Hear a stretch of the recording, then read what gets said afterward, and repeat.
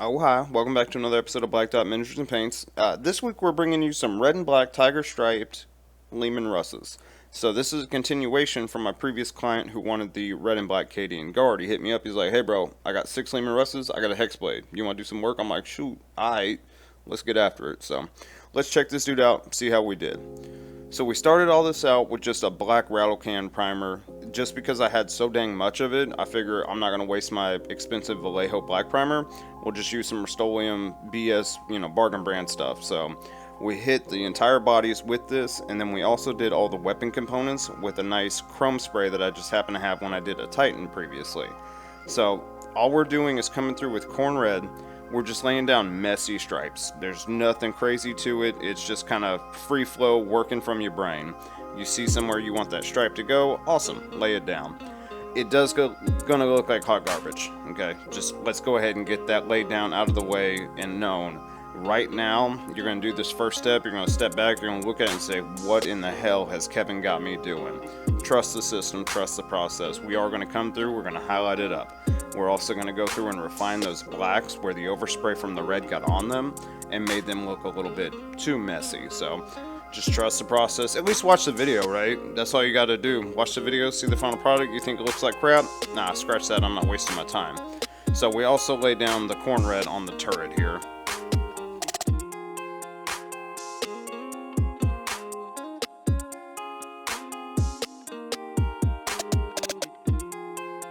Now, the purpose of the Khorne Red was not to actually have that be our final color. That's just to give our Mepheston Red a spot to start from and let it be a nice, bright, vibrant red. So after we laid down all that Khorne Red, we switched it up to Mepheston Red. We're trying to leave a little bit of the Khorne Red behind, especially towards the edges and the transitions, but at the same time, that's not our primary goal. Primary goal is to have a nice, bright red that really pops in contrast with the black of the tiger stripes. That way it stands out that, yeah, hey, this is a tiger stripe army, it's not just random spray lines. We also go through and hit the very top of the turret. Again, Khorne Red's purpose was to get us here. Now we're working up. Now after we go through all those highlight steps, we throw back Vallejo black primer in our airbrush, and as you can see, all we're doing is spraying in between the red lines, cleaning up any of our overspray, and just trying to make the pattern actually stand out. So just give this thing a good look over if you're doing it this way. Try and determine where it needs to be a little bit more black, where you want the pattern to be a little bit more emphasized, and you just work up from there. The good thing about this process is this will work regardless of the paint colors. This is red and black, but not many people I know want that. You can do it with green and tan, you can do it with black and green, and it's all up to how you want to do it. So next we come through with Vallejo Metal Color Silver, and this part is the most tedious portion of this tank. Having to do 5 of them so far, I've got 1 left. It's almost as bad as edge highlighting, but I'll take this all day long because it does move quickly.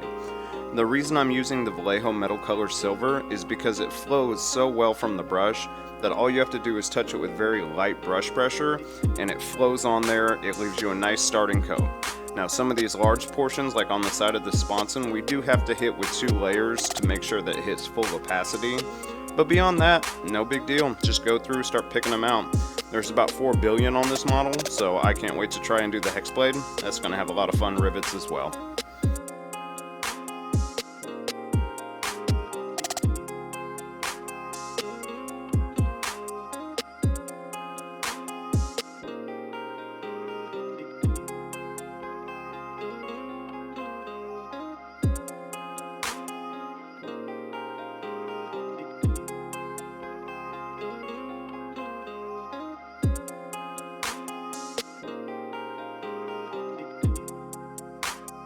So to add a little bit of interest to these turrets, we come through with our Vallejo black primer and we just paint in these armor panels. No big deal, just try and work a little cautiously around the tops and the edges, because if you go a little bit too hard, you can get onto your red, it can really mess up what you were working for. Again, we work thin, so we can usually wipe everything off with a nice wet brush, but at the exact same time, you do want to be as careful as possible. We're also going to go through and reestablish the blacks that we have some overspray from the tiger striping on the tracks. We just want it to be a nice level playing field for our silvers to work off of for these tracks. If you maybe have a red underneath of it, it may come out with a different hue, a different tinge, a different look to it. So if we start from the black, it's going to give us a level playing field to where we can go from.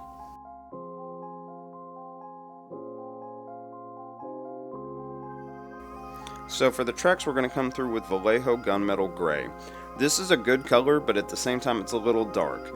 This is great for establishing a base tone that we can dry brush up on. We can add variety to it, but if this were just the color we were going for, flat base, nothing else to it, be a little dark. They do have a lot of colors in their range that you can use to go through and have a nice variety on your models, but at the exact same time, this is what I have in front of me, and it's a little dark. We're going to be fine, but something to think about. Leadbelcher's a little bit brighter. There's some other silvers by other companies that are a little bit brighter, so whatever you may want to use for that. The biggest reason I'm going with this is the flow. You know, the second I touch this brush to there, I'm using extremely light brush pressure and it just starts flowing across the entire thing. While we're at it, we're going to pick out the 2 exhaust vents, the exhaust port, and then the metal shroud around the turret top. So again, we're just working careful.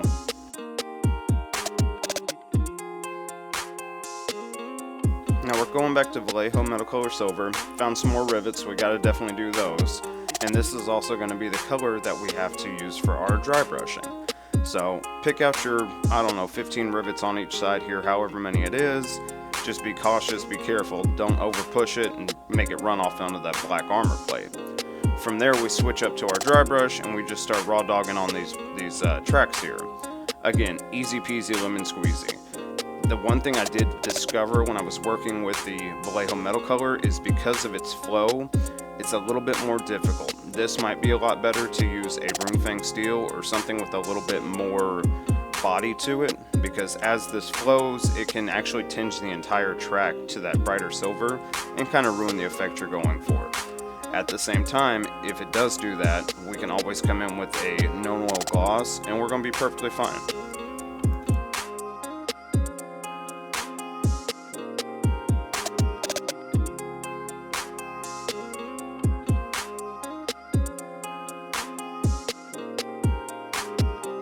So part of this commission is all of our weapon attachments for the vehicle. So we've got about 1 million different little bits and bobs that we have to get painted up to go with this, because he wants to be able to select on his points list, okay, I want to take bolters this time, or I want to take plasma guns this time, or whatever.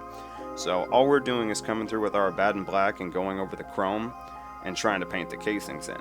In retrospect, I probably should have done it with a black spray and then picked out my silvers, but you live, you learn. So the final step to this dude is coming through with our Nuln Oil Gloss. We lay down this black wash on all of the assault cannons, all the metal bits, all the little chrome bits we painted on the side of the model, just to make sure it has a little bit of variety to it. That stark chrome is a little bit much if you don't at least wash it down. So here's our finished product, and I think honestly this turned out great. You know, it's really nice to be able to take the previous color scheme for the army and continue it into a different format. Take the shoulder pads that we did with the tiger stripes, and now, alright, we're going to try doing a whole dang tank. So I'll probably release a video for y'all just so y'all can see the tiger stripe process. Y'all don't need to see the rest of it. We may try it with a different color.